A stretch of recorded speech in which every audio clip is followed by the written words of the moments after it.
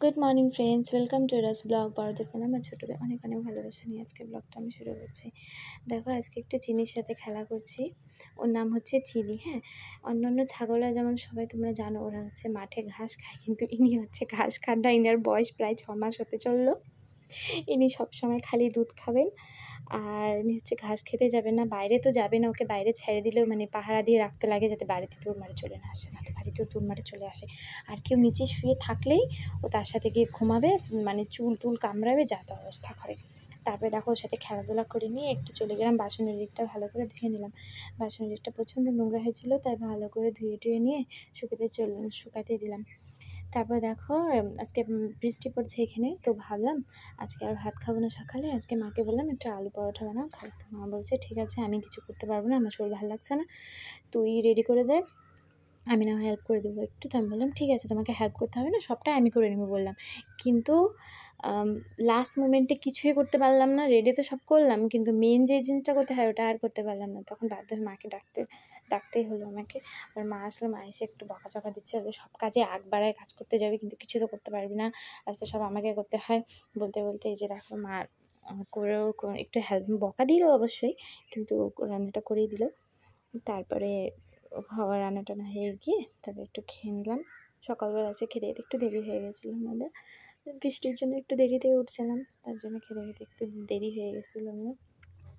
তারপরে খেয়ে টেয়ে নিয়ে একটু রেস্ট করলাম, একটু টিভি দেখলাম, একটু ফোন ঘাঁটলাম।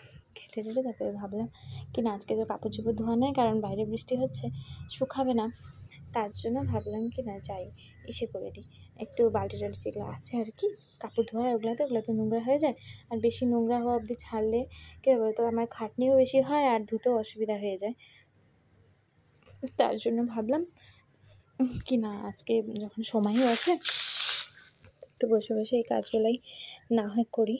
তো দেখো, এগুলা করতে করতে আমাদের বাবা যে কাজ করে ওখানে মাল টাল সব চলে আসছে, ওগুলা ভাই আর বাবা মিলে সব ঢোকালো, আর আমি একটু হেল্প করে দিলাম।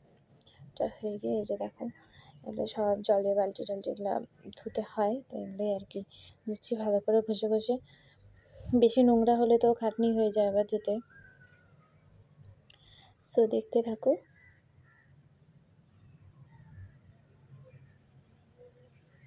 তারপর দেখো, এটা ধোয়া হয়ে সোজা চলে আসলাম। একটা আমার জ্যাকেট ছিল, হ্যাঁ, ওই জ্যাকেটটা দিয়ে ভাবলাম কী করবো, ওটা ছোটো হয়ে গেছে, এমনি ভালো ছোটো হয়ে গেছে, তো ভাবলাম এটা ফালাই দিলে তো নষ্ট হয়ে যাবে, তার থেকে হলে কিছু একটা করি।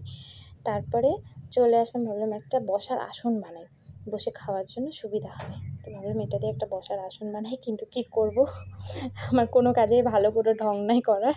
ওই যা তা করে একটু কাইটে নিয়ে সেলাই করে দিলাম, তাহলে আমার হয়ে গেল ওই বসার আসন আর কি।